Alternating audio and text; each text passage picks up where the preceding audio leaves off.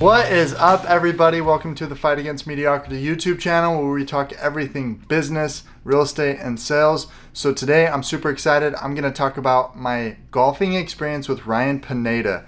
I paid $2,500 to go golf with a real estate guy for 18 holes. I got to talk to him for 9 holes, and I wanted to share with you my biggest takeaways.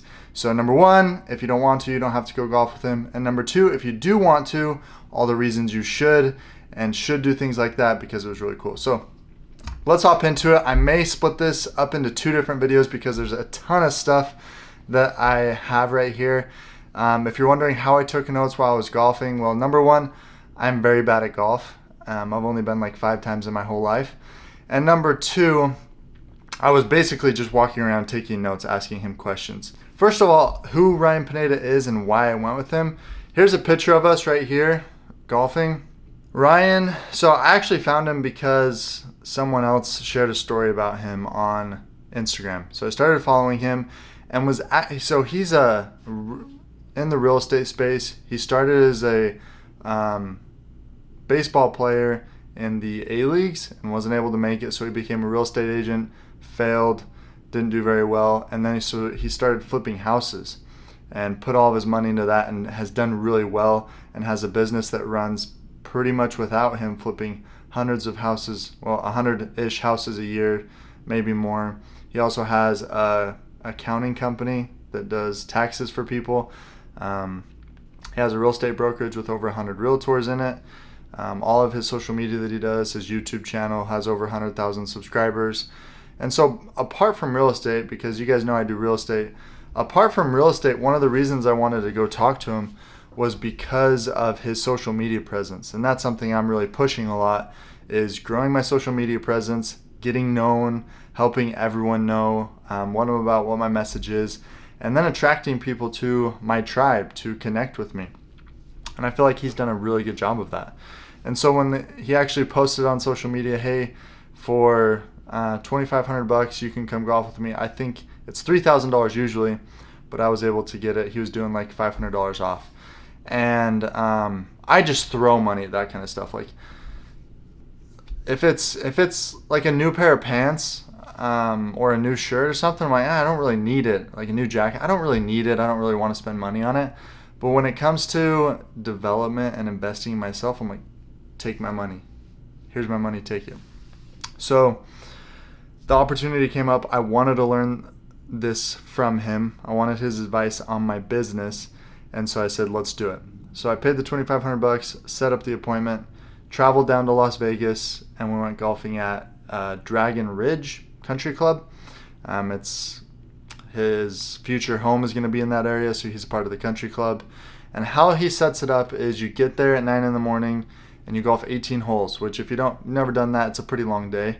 So there's 4 of us. There's him, me, someone else that paid for it, and then one of his team members. So 4 people, 2 carts. I get to spend 9 holes with him and 9 holes with one of his team members. And the team member that I got to spend time with was Sean Bob, who is the COO of his house flipping company. So also very insightful talking to him. But enough about the format, the layout, everything like that. Let's get into it. Before I say that though, before we go into the meat and potatoes, it's so cool that he can charge people to go golfing with him. I mean, just think about that. That's so impressive. He mentioned it. He's like, I'm the only person who's monetized playing golf with people as consulting with him. And it just goes to show that there are opportunities everywhere if you provide value. And that's really what he does. So first I want to talk about what Sean Bob and I discussed. So what I wanted to learn from him, and one of the biggest reasons I wanted to go golfing with Ryan, was because he only works 30 hours a week, which if you look at most entrepreneurs, and he's doing about $1 million a month in all of his businesses. And if you take most entrepreneurs who are have hundreds of employees, and are doing $1 million a month, and you look at their schedule, typically they're working at least 50 hours a week, if not 60 or 70. That's how most of the entrepreneurs that I know that are at that level are working. And so I wanted to learn from him, hey, how do you do it? So it was really cool to sit with one of his team members, and that was the very first thing I asked Sean. I said, dude, does Ryan really only work 30 hours a week, and how does he do it? How does he delegate? And honestly, like most things, it wasn't as complicated as I probably built it up in my head to be. But he talked about a couple of different things. They had an expert business consultant come in when their business was taking off. Ryan said, hey, we need to do this right. So the business consultant came in and basically picked everyone up from their seats where they were, had them take personality tests, and then dropped them where their personality tests showed that they should be. And so Sean Bob, who I was with, it showed that he should be the COO. And so they just said, okay, you're the COO. And I'm like, well, how have you learned that? And he basically just said Ryan teaches him. But he has, the home flipping business, so he has project managers under him who manage the construction of everything, and then he has people who acquire and buy the properties, and then a sales team that he manages. But he manages it and then reports to Ryan. Or actually, I think he reports to another COO who then reports to Ryan. But it wasn't as complicated as I thought it was. I think mostly it's just Ryan's really good at finding the right people, incentivizing them with maybe some equity or profit share or whatever he does, and then letting them run with it and trusting them with it. And obviously it takes the right person to do that. You can't trust everyone with, I think Sean said they had